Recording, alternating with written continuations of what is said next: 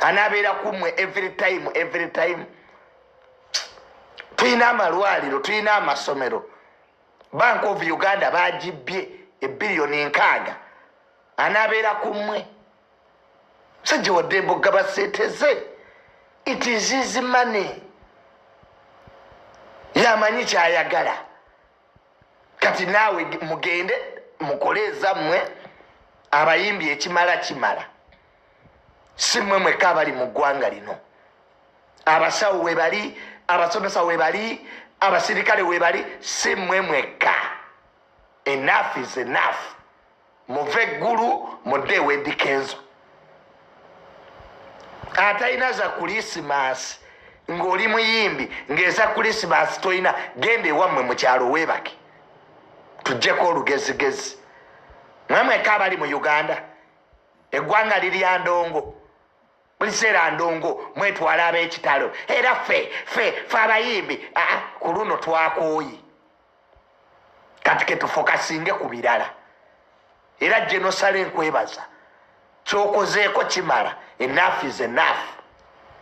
Omusajja n'abawa ku Mande, n'abawa ku Lwokubiri, n'abawa ku Lwokusatu. Feesi ze zimu. Lwaki temusiimako? Lwaki temusiima ku bantu? Abasinga okulya ssente za gavumenti be basinga okwasama. Mulekeeko n'abalala balye. Muleke n'abasomesa balye. Muleke n'abasawo balye. Mutuggyeko omululu n'obutasiima. Mbu kaakati ketuvume Genosale akuyite tajja bayita. Mwe mwenna abali awo abakola obwo buvidiyo mbu ketuvume Genosale andaba mpite yabakooye tajja kubayita. Era email ye gye yapandikidde ngiina wano Eddy Kenzo.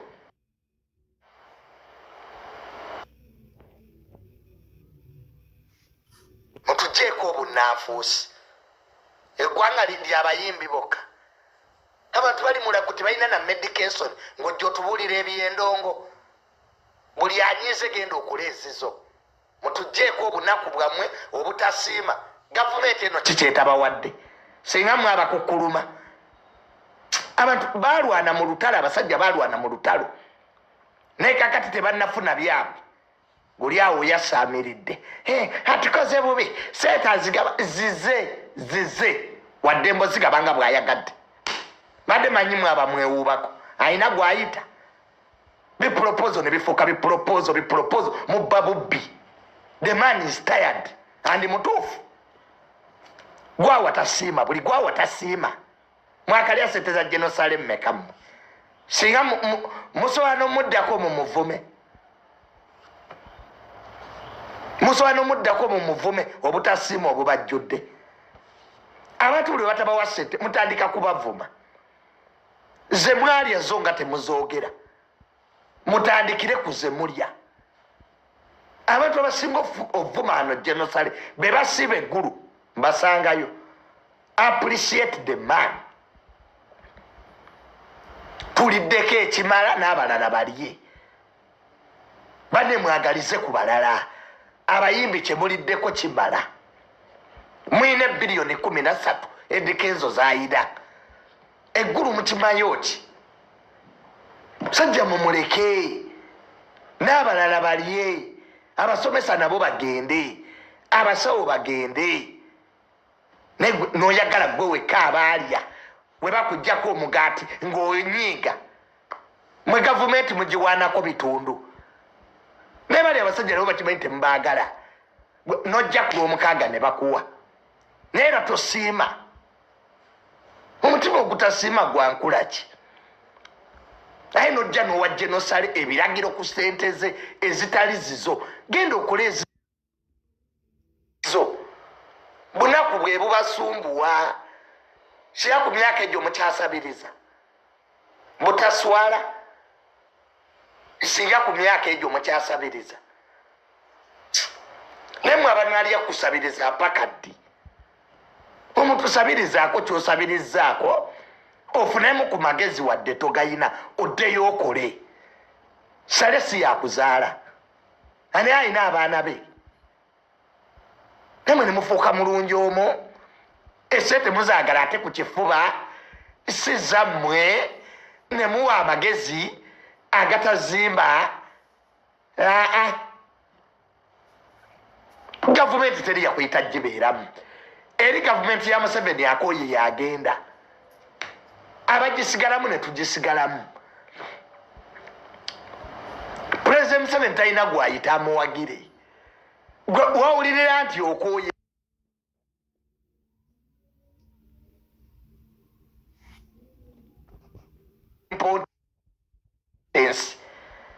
fa bababeererawo fa bali ku gurawundi neteri yakutuma kuba ku gurawundi ky'abantu wano muddemu kwerimba mbweno gavumenti mwabagibeezaawo amazima ga Katonda mugulu giveemu olabo bateebeerewo that is self importance nze mundaba nkola nnyo toyina byokola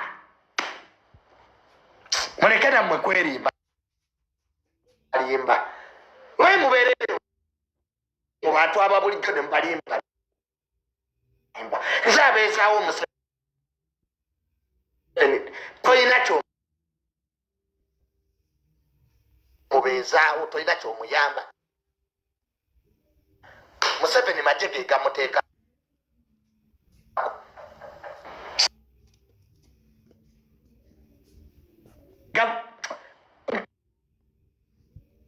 kati gwani luyali gwani oli akawunta mu Bank of Uganda gwe Minister wa Finance you are nobody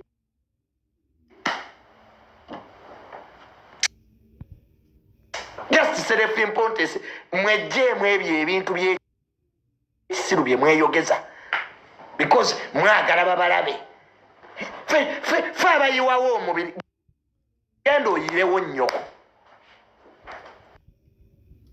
eno gavumenti tekutumangako ogiyirewo mubiri naba abagirimu bennyininyini bayeekera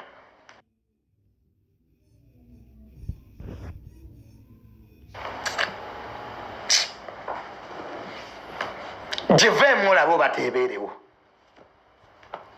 agwekera ku makya oveemu NRM tulabo bateebeerewo ejja kubeerawo mwabeewala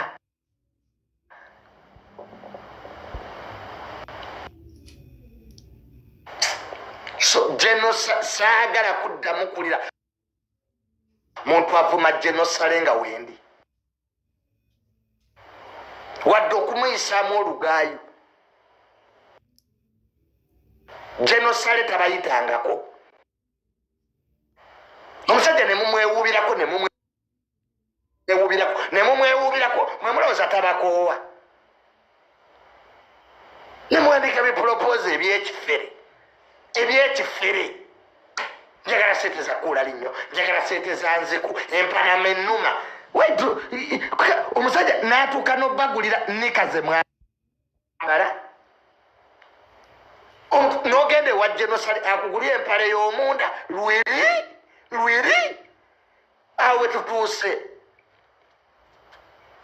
n'owandiika pulopozo genosale agulira ennika nze nava ku bantu temuswala muswaza buswaza lwiri awe tuli bannange n'ovuga amafuta ogende eggulu nga okimye sente za nnika kyokka genosale musajja abonyebonye n'eggwanga lino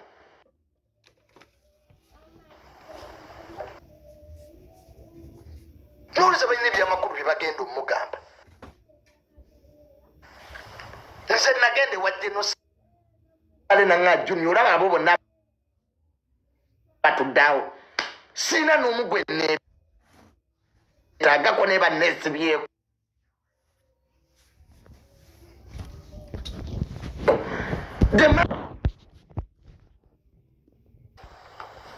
nga genero yaŋŋamba junior olaba abali awo mu tenti nabagobagoba dda Museveni mumwewubako Christmas etuuse Genocide naye alina famire era munoonya we mumwesibirako mwefuule nti abeetaaga nga ddi we yabayita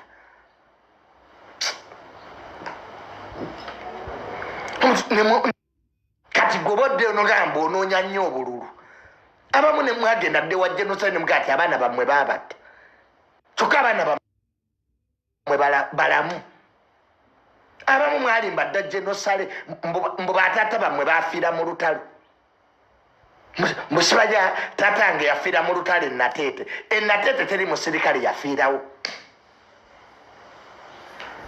ekwe nugamba genero mbu maamawo yafiira mu lutalo ebusega tewali musirikale yafiira Busega according to the Americans mulowooza tategeera mbu genero jjajja wange yafiira ki mbu yafiira Nateete mu lutalo nenga tewali musirikale wamma yafiira Nateete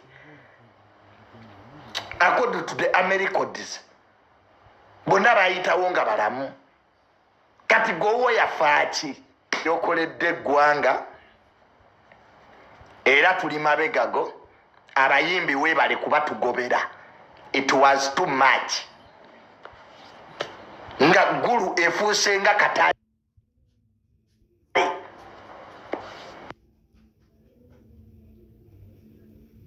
it was too much bagende ewe Kenzo era president Eddie Kenzo nakubidde ku ssimu buli muyimbi atakusaamu kitiibwa kuba si gwabazaala bino ebiyimbi ebyewunza ndi wa Bobi Wine ndi wa Besigye goba tukoye ba hypocrites buli muyimbi atasaamu Kenzo kitiibwa Kenzo you have the powers to chase them bakujjeko akamanyiiro gwa president waabwe ekibatwala eggulu kyeki omusajja abawa ssente ne babagulira ebidongo webiri awo buli lwakubiri abaana bayimba beefuula ab'ekitalo nnyini temwina ssente mwefuula ab'ekitalo temwina mpisa kati Kenzo gwayina obuyinza you have the power tandika okukola omulimu gwo Eddie Kenzo mpulidde start doing your work omuntu yenna akuyisaamu amaaso goba abayimbi baddemuko ku mpisa tebiina ssente n'empisa zibibuze neyali abagumiikiriza abakooyi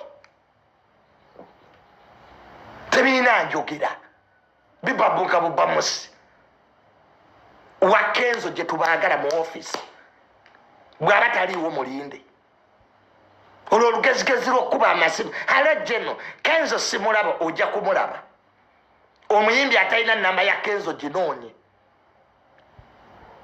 mumanyira nnyo abantu oyo Kenzo teyasoma kati ye mukamaawo there is a difference between education and knowledge okusoma n'amagezi byawukana si buli eyasoma nti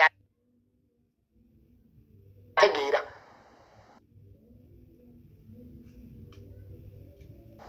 ate si buli alina diguli mugezi ali sikini kyeyabagambye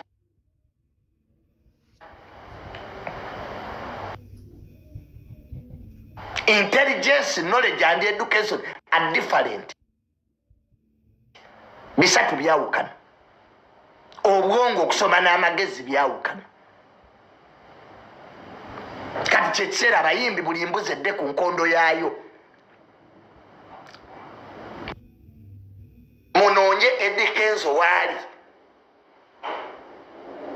olwo olugezigezi lukome abayimbi mwina olugezigezi for nothing you fake makerere enzigule muddewo musome obwalooya temutusiriwalirako tunaabeera mbayimbi mpaka ddi enimizi promota opromotinga ki kujjako obusiru effe tuli bapromota opromotinga ki child abuse oba human rights temutumanyira nammwe twasamira buli kiseera mwetwala mbu muli bakitalo era Museveni faba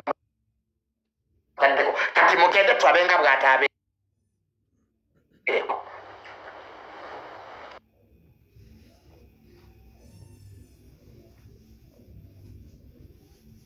abayimbi babafudde nti muli bakitalo overnasi muleeta sente meka mu economy musinga ministry ya landis wano ministry esiyokuleeta sente mu economy Uganda Coffee Development Authority emwanyi zingiza sente mu economy tourism ministry ya lands every time waliwo akyusa ekyapa waliwo agula ettaka every second muleeta mmeka mu entertainment industry mwinako which industry is this buli mubbi ateekako entertainment industry kyeyo mu America abayimbi abayimba Trump yabawa sente mu US teriyo bayimbi UK teina bayimbi London teina bayimbi government yebaweza okuyimba Rihanna government yemuwa Trump yabawo ba Biden mwana muteke kusiriwalirako Beyonce yakafuna sente mmeka okuva ewa Trump mutandike n'okusasula emisolo you should start paying taxes ba YouTube basasula emisolo buli omu asasula emisolo abayimbi mutandike n'emisolo mutandike osasula mujja kutwepankirako wano Genosale abadde abayamba yabakuziza ekyekyo naye abakooyi you can't have hooligans temwina bukulembeze mumanyira ababakulembera eva mubeera mu ntalo IPS kati ono Sindi yagenda nakolera ebibiina bye siraba biyita batya oyo Sindi naye naatwala ezo so emboozi y'abayimbi tugikooye mugende Eddy Kenzo mwala amulonda endongo nefuuka endongo abasawo tebannasasulwa abasomesa tebannasasulwa enguudo mbi tuli mu ndongo eno si Jamaica this is not Jamaica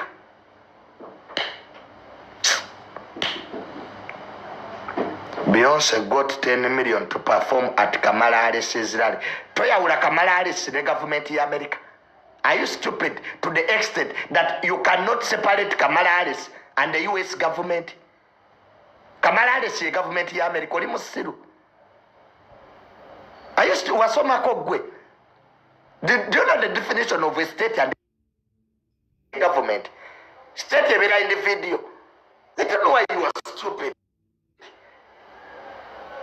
Nowulira embweno naye eri mu America gwe wagendayo otya wasaba ku political science do you know the definition of a government ebera in the video Kamala Harris si America toa Kamala Harris ava kuba vice president America nesigalawo twita state institutions and the government bisatu byanjawulo government ne state byawukana but nemwe mubeera mu America mmwe mwagendayo mutya kenulabe embweno etategeera you want to lecture me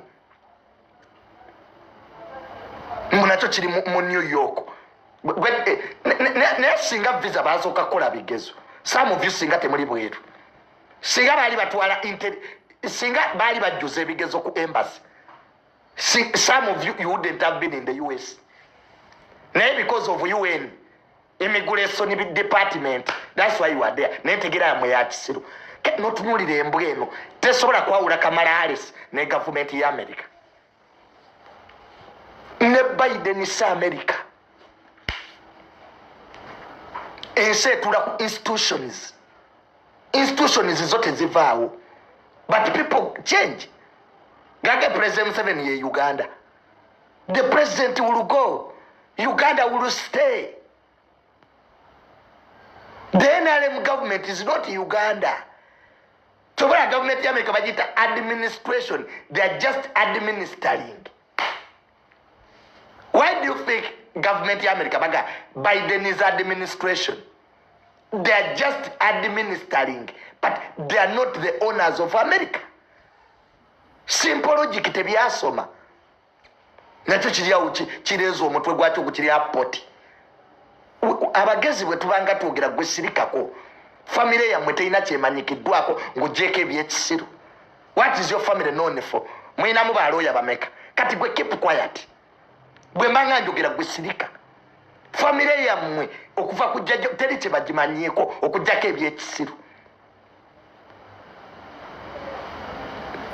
Kati gwe sirika ojja kudda mu mboozi z'amalwa but when I'm here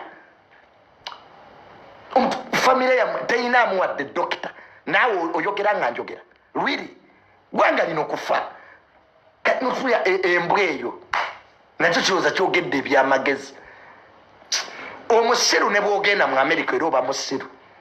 Omusiru ne bwagenda mu parliament tebagabaayo omutwe mulala. Omusiru ne bwagenda era aba musiru. Bwagenda mbu bwogenda mu America bakuwa omutwe omulala. You remain stupid.